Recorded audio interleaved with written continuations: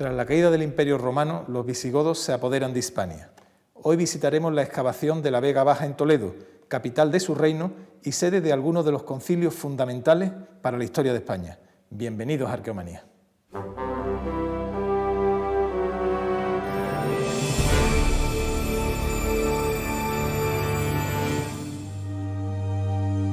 Se acepta como una convención que en el año 476 de nuestra era, tras la muerte de Rómulo Augusto, el Imperio Romano de Occidente llegó a su fin.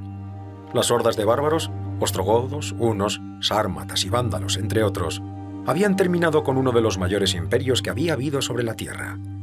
Pero esto no es exacto. El imperio sobrevivió en Oriente.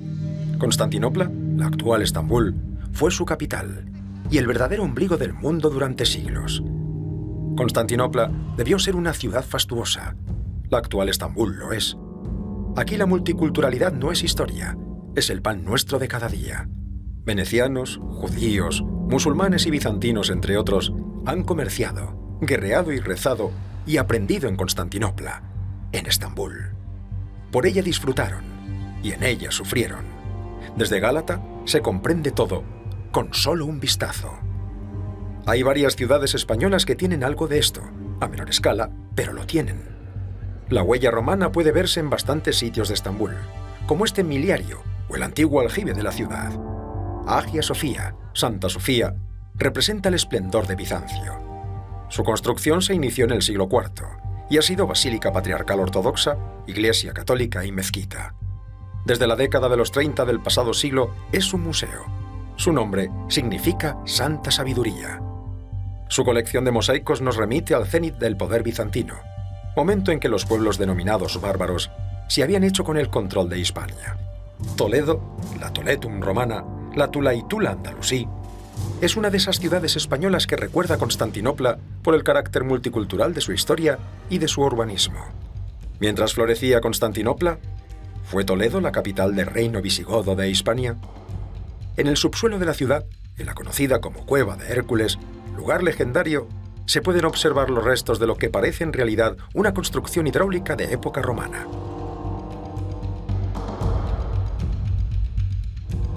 Como romanas son algunas piezas muy brillantes que pueden admirarse en el Museo de Santa Cruz. En uno de sus patios se muestra un mosaico romano muy bien conservado. Perteneció a una villa excavada en la Vega Baja de Toledo, una casa que se ha reconstruido virtualmente con la ayuda de modernas tecnologías gráficas, como el circo romano, que nos puede ayudar a comprender la dimensión e importancia de Toledo. Este tipo de obras públicas solo se realizaba en ciudades principales. En el circo se celebraban las carreras de cuadrigas, aquellas que se hicieron célebres en Ben-Hur. El circo romano, al igual que la villa romana, se encuentra en la Vega Baja de Toledo. La Vega Baja de Toledo tiene una extensión superior a las 40 hectáreas y en la actualidad está siendo excavada. Bastantes especialistas creen que en esta extensión, bajo las murallas de Toledo, en una llanura del Tajo, se ubicaron las dependencias de la corte visigoda. Estamos ante un espacio en el que, con casi toda probabilidad, se celebraron varios de los concilios eclesiásticos más importantes de la historia de España. Entre otras cosas, los visigodos dejaron aquí de ser arrianos para convertirse al catolicismo. En el Museo de los Concilios hay una aproximación al mundo visigodo a través de piezas arqueológicas y de algunos documentos eclesiásticos. Destaca especialmente la reproducción del tesoro de Guarrazar, una colección de coronas votivas de los monarcas godos. Las originales se encuentran en el Museo Arqueológico Nacional. En el Museo de Santa Cruz pueden verse una decena escasa de piezas visigodas procedentes de la Vega Baja, aunque los fondos del palacio albergan una enorme colección. Probablemente, en algún lugar de esta llanura de la Vega Baja, se coronaba a los monarcas visigodos. También se reuniría el ejército antes de las grandes batallas. El impulso importante constructivo en Vega Baja se ejecuta a partir del siglo VI después de Cristo, cuando Toledo se convierte en la capital del reino visigodo. En ese momento Leovigildo hace un impulso constructivo y urbanizador de una manera más o menos regularizada, con un plano ortogonal, y se ejecutan diversas construcciones áulicas, diversas construcciones públicas y religiosas, para darle a ese sentido a la realeza visigoda. Esas construcciones van evolucionando y tienen un nuevo impulso en época de Bamba, donde también se agranda, por decirlo de alguna manera, todo lo que es el urbanismo y la extensión de Vega Baja, que actualmente es de 80 hectáreas. Y por último ya, tras la conquista de 711 por parte de los musulmanes, Vega Baja es tomada, vamos a llamarlo así, es tomada, es ocupada por los nuevos huéspedes o los nuevos habitantes de Toledo, que son la fase emiral, cada uno de los que han llegado y se han quedado a vivir aquí. Por tanto, reutilizan otra forma los edificios visigodos, habilitándolos para sus propios menesteres, que no es otra cosa que las propias viviendas. Conocemos ya más o menos el urbanismo de Vega Baja. El urbanismo visigodo se basa en calles, son calles fundamentalmente rectas que salen de las puertas principales de la ciudad y se van extendiendo hacia las vías principales, como es la que une Caser Augusta con Caser Óbriga.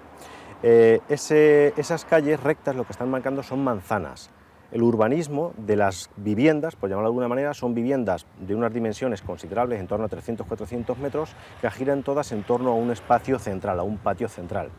Pero junto a esas viviendas habituales, por llamarlo de alguna manera, hay otro tipo de construcciones públicas, que pueden ser edificios áulicos, edificios de la realeza, que las dimensiones de los muros, las dimensiones de la técnica edilicia es mucho mayor, junto con los edificios religiosos.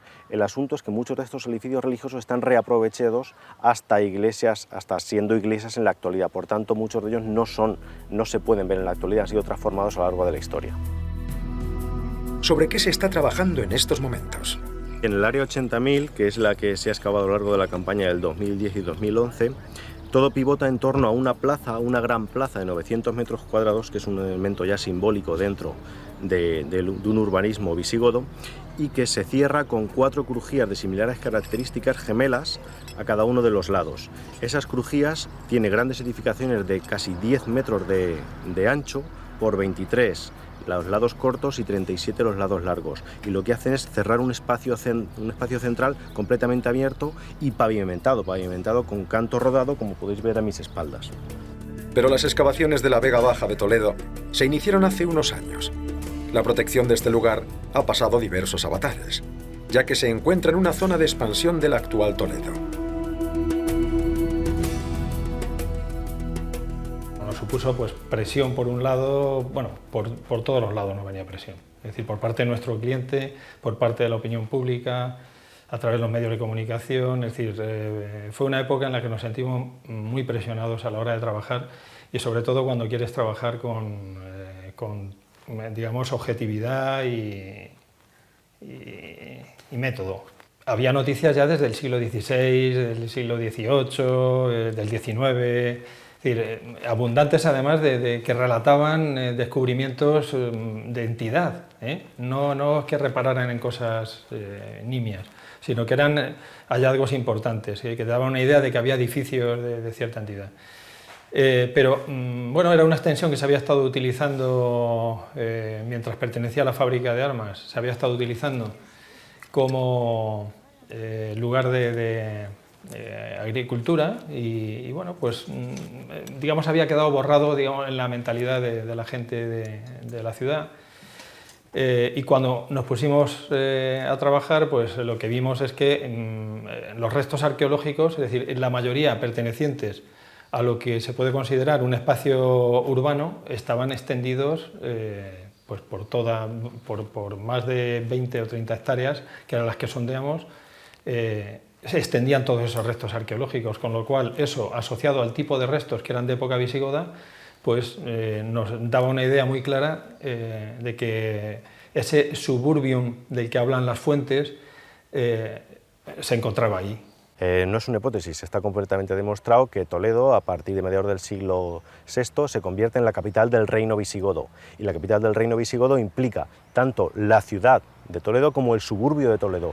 El suburbio no tiene un sentido peyorativo, sino el suburbio es bajo la urbe. Y todas las construcciones visigodas, todas las construcciones bizantinas se hacen en entornos llanos alrededor de las ciudades que pues, convierten en capitales. Y esta no es otra que imagen y semejanza de esas ciudades. Es la capital del reino visigodo, no hay duda. Toletum pasó a ser Tulaitula, una de las grandes ciudades de Al-Ándalus. Se dice de ella que es ciudad de las 3 culturas. declarada en 1986 Patrimonio de la Humanidad por la UNESCO, todavía encierra parte de su glorioso y cosmopolita pasado en lugares como la Vega Baja. Es responsabilidad de todos que este bagaje no desaparezca.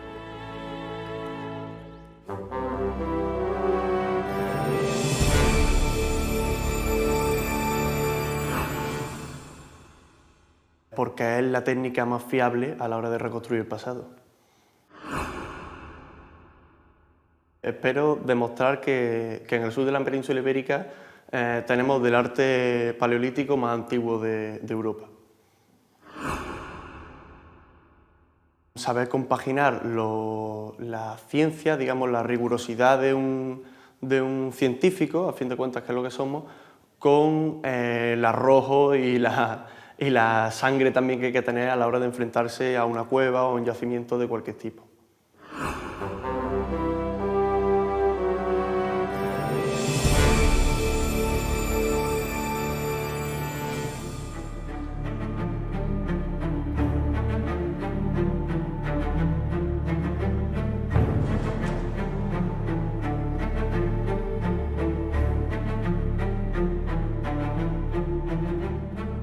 En esta gruta de las Palomas, en Tebas, habitó el neandertal.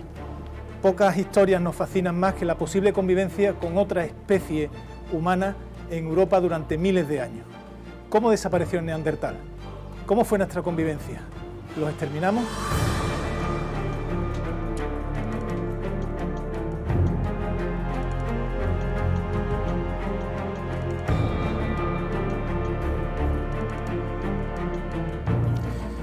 Vamos a empezar el descenso a la cima de la Cueva de las Palomas. Fruto de un derrumbe sobre una antigua caverna y donde se ha depositado una importantísima capa. Y tiene diversas ocupaciones de grupos humanos portadores de tecnología musteriense, probablemente asociados a grupos neandertales, que ocupan también el territorio. Y que estaríamos hablando de hace unos 100.000 años. 100.000 años en principio, pero puede ser un poco más antiguo o incluso más moderno. De 150.000 a 50.000. Sí, o incluso más reciente, vale. dado el contexto de los neandertales en el sur de la península ibérica. Y de manera bastante frecuente, con frecuentaciones a la cavidad, estos grupos que también pululan y se mueven por el territorio, frecuentan el sitio, realizan también evidencias de algunas estructuras, existiendo también fauna asociada a estos grupos humanos. La tecnología es muy definida, con raederas, con puntas, en este caso, muy típicas de esa tecnología asociada a estos grupos humanos neandertales. El neandertal pudo ser una especie humana nacida en Europa. Durante más de 100.000 años enseñoreó los valles del viejo continente, conviviendo a veces con fríos extremos.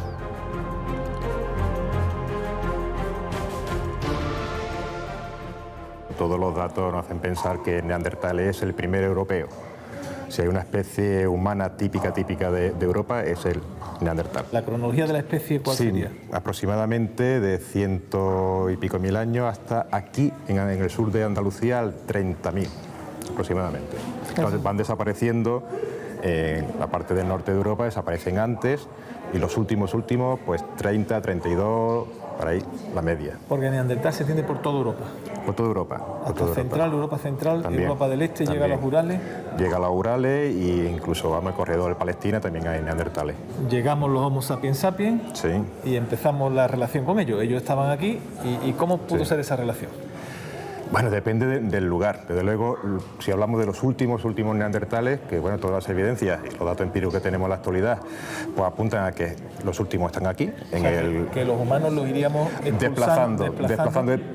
No hay que imaginarse hordas de sapiens luchando contra los neandertales. Es un proceso muy lento de cada uno, pues, adaptaciones a distintos medios, distintos recursos, con distinta ideología y distinta economía. Lo que sí tenemos claro es que los últimos neandertales pues estuvieron aquí en el culo de saco de Europa, que es el sur de Andalucía, en toda la Costa del Sol. Durante décadas, la ciencia consideró al neandertal como un homo robusto, pero de escasa inteligencia y de comportamientos primitivos, casi animales. Los continuos descubrimientos han modificado esta idea inicial. Los neandertales tenían mayor capacidad craneal que nosotros, vestían de forma similar y sus herramientas y armas de piedra, la llamada industria musteriense, supuso un importante salto tecnológico frente a la de los anteriores homínidos. Usaron adornos, enterraron a sus muertos. No eran, ni mucho menos, tan elementales como nos creíamos. Sin embargo, desaparecieron. Unos creen que empujados y diezmados por nosotros, los sapiens sapiens. Otros afirman que fue el cambio climático quien acabó con su estirpe o una gran epidemia. También se contempla la posibilidad de que fueran hibridándose con la población humana hasta confundirse en las razas actuales. En todo caso, los restos neandertales más modernos se han encontrado en Andalucía. ¿Pudo habitar el último neandertal en esta caverna? Nos encontramos en la cueva de la Carihuela, en Piña, donde las últimas investigaciones arrojan unas dataciones sorprendentes. En la década de los 50 apareció un frontal inequívocamente neandertal. Dataciones publicadas en 2007 del polen del nivel musteriense arrojan una antigüedad de entre 22 y 28.000 años. Podrían tratarse de los restos más recientes encontrados hasta ahora y que prolongan en más de 10.000 años la vida estimada de la especie. Si tenemos en cuenta que llevamos en la península más de 40.000 años, quiere esto decir que pudimos convivir con ellos unos 20.000 años sobre nuestro suelo. A veces, la arqueología más antigua la tenemos bajo nuestros propios pies. Un yacimiento formidable lo compone el conjunto kárstico de las Cuevas de la Araña, en Málaga. Durante decenas de miles de años, los neandertales habitaron estos abrigos, dejando un abundantísimo rastro de útiles, de hogares y de resto de comida. Gracias a ellos, podemos conocer que su dieta no se limitaba a carne y fruta, sino que también consumían grandes cantidades de mejillones, lapas y erizos, que tostaban como corresponde a estos auténticos gourmets de la prehistoria. Era un ser extraordinariamente inteligente que explotaba de forma, yo diría casi ejemplar el medio, los distintos medios en los que se desenvolvía, entre ellos el marino. Es decir, que aquí la dieta del neandertal está equilibrada entre lo que es la caza del interior, de la tierra, pero también de un poco la recolección de productos marinos, entre ellos pues el mejillón principalmente y la lapa. En la araña vemos que repetidamente tanto la carne como los productos del mar eran asados, es decir, están carbonizados. Tenemos huesos carbonizados, pero tenemos también conchas carbonizadas. Aquí podemos ver, pues, por ejemplo, un fragmento de concha carbonizada, pero podemos ver también en un suelo de habitación que está todavía in situ, tal como ellos lo dejaron, una lapa carbonizada junto a un hueso carbonizado. Es decir, esta gente todo lo que comían lo pasaban por el fuego. Resulta llamativo comprobar la densidad de útiles y huesos de sus hogares, así como el espesor de sus concheros. La Costa del Sol fue un paraíso para los neandertales, sus antiquísimos turistas. La costa de Málaga es un excepcional testigo de los cambios climáticos y de sus consiguientes variaciones del nivel del Mediterráneo. Así, en épocas frías y de glaciación, el mar bajaba, mientras que en las épocas cálidas de deshielo, el mar subía. En los periodos cálidos se funden tanto los polos, el hielo de los polos, como el hielo de los glaciares, y todo el mar, los mares suben en el Mediterráneo. A más de 100 metros. ¿Y cuando hay frío? Y cuando hay frío, pues al revés, gran cantidad del agua que está en circulación en los mares se convierte en hielo, se deposita en los casquetes polares y en los glaciares, y entonces bajan los mares y retroceden. En la época de los neandertales, pues, ¿hasta dónde llegaría el mar Mediterráneo? Aquí podríamos, depende de la época, porque los neandertales tienen un periodo muy largo, pero en algunas épocas puede haber estado de 6 a 8 kilómetros de distancia, es decir, que para llegar... La playa estaría aquí a 6 kilómetros de distancia. Como en otras sierras del sureste español, los mineros del 19 barrenaron los mármoles y las calizas en busca del hierro y la magnetita. En su avanzar por galerías y túneles, perforaron cuevas y simas naturales, sin saber que, muchos miles de años antes, estuvieron habitadas por humanos ancestrales que utilizaron esas cuevas como abrigo y quién sabe si como sepulcro y puerta hacia una eternidad prehistórica que no alcanzamos a comprender. Doris, un estudiante de California, me acaba de pasar esta talla de piedra tallada por los neandertales de hace 50.000 años. Habitaron aquí en la Cima de las Palomas, en el Cabezo Gordo de Torre Pacheco, Murcia. Un lugar que nos va a permitir adentrarnos en una de las cuestiones más misteriosas del mundo neandertal. Enterraron a sus muertos, tenían una liturgia por la cual honraban a sus fallecidos, En esta cima han aparecido varios esqueletos, 3 de ellos muy bien conservados, que nos van a permitir conocer cómo enterraban los neandertales a sus fallecidos. El esqueleto se encuentra recostado de costado sobre su lado izquierdo con los 2 brazos flexionados. Aquí arrancaría el brazo derecho, esta sería la articulación del hombro. Se ve muy claro. Se puede apreciar también la forma de la escápula con el coracoides y el acromión detrás y la clavícula. El húmero baja por aquí, esta sería la articulación del codo derecho, por aquí suben cúbito y radio y aquí debajo comenzaría la muñeca derecha. El brazo izquierdo ahora mismo no lo vemos porque se encuentra por debajo, pero también está flexionado y por aquí asoman el cúbito. ¿Sabes lo que más me impresiona? Que parece que tienen las manos entrelazadas, ¿no? Cogidas, agarradas. Sí, parece, ¿no? Digamos que estarían más o menos así, sí. Una ligeramente sobre la otra, porque aquí comenzaría la muñeca izquierda, que efectivamente se entrelaza con las falanges de la mano derecha. Michael, ¿la enterrarían con su ajuar? ¿La enterrarían con algún tipo de ropaje especial? ¿Cómo crees que sería? Bueno, no hemos encontrado nada que puede indicar un ajuar individual, pero sí algunos huesos quemados de caballo, astrágalos, que hace pensar que quizás comían algo en el momento del enterramiento, también algunos utensilios de sílex musterienses, pero no podemos llamarlos realmente un ajuar personal.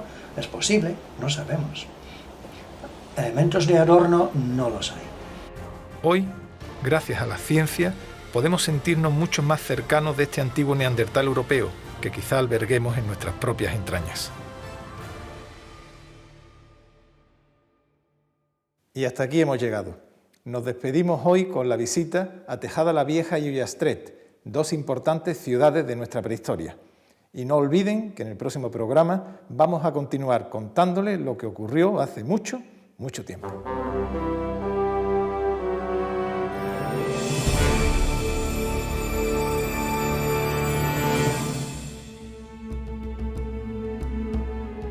En España se considera que la historia comienza con la llegada de los romanos. Y se considera así porque es entonces cuando aparecen fuentes escritas con abundancia. Todo lo anterior a Roma es la llamada protohistoria. Y en la protohistoria, la arqueología es casi la única fuente documental. Uno de los lugares comunes de la protohistoria hispana es la carencia de ciudades indígenas. Se habla de poblados, de asentamientos, pero se da por hecho que no existían verdaderas ciudades construidas por las culturas locales. Lo cierto es que los pueblos de la península sí que construían ciudades. En todo el Mediterráneo, las ciudades protohistóricas son de tamaño más bien modesto. En la península ibérica esto también se cumple. No hay que imaginar grandes avenidas o templos. Esto es la excepción para cronologías muy antiguas. Hoy vamos a mostrar 2 ejemplos urbanos antiguos: Tejada la Vieja en Huelva y Ullastret en Gerona. Aunque existen casos mucho más antiguos, como los Millares en Almería. La ciudad de Ullastret pertenecía al pueblo íbero conocido como los indiquetas. Se sitúa sobre un promontorio que dominaba un antiguo lago. Su fácil defensa y la abundancia de agua son sin duda 2 razones de peso para su fundación. En los momentos de mayor extensión llegó a tener unas 10 hectáreas, el triple que la cercana Ampurias. Ullastret es la capital de un territorio más extenso. Los primeros vestigios del lugar se remontan al siglo VII, pero su apogeo se da durante el siglo IV a.C., momento en que los intercambios con la colonia griega de Ampurias son más frecuentes. Ullastret, como yacimiento ibérico, se fecha a partir de mediados del siglo VI. Como ciudad creemos que se tiene que situar ya en el siglo V y se va desarrollando, ampliando hasta finales del siglo III, inicios del II, en que fue abandonado. Muy lejos de Ullastret, en Escacena del Campo, provincia de Huelva, encontramos la ciudad conocida como Tejada la Vieja. El perímetro de sus murallas rodea una extensión de casi 7 hectáreas. Sus primeros vestigios se remontan al siglo VIII a.C., alcanzando su esplendor unos 200 años después. Tejada la Vieja es una ciudad tartésica, o al menos indígena, como se prefiere decir ahora. Su crecimiento está vinculado a la explotación de minerales en el Andévalo y al comercio con los fenicios. Tejada la Vieja es una ciudad que se funda en el siglo IX a.C. y se termina de vivir en ella en el IV a.C. Su función básica es la minería y la metalurgia, que después se va transportando hacia la zona del Coto de Doñana, que entonces era mar abierto.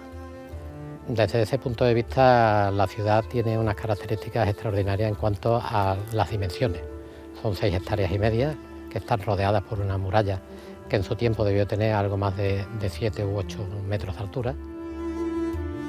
Y es posible que algunas de estas poblaciones se encuentren bajo el suelo de algunas de nuestras ciudades actuales, en las que, con solución de continuidad, se han ido desarrollando una a una todas las culturas de la protohistoria.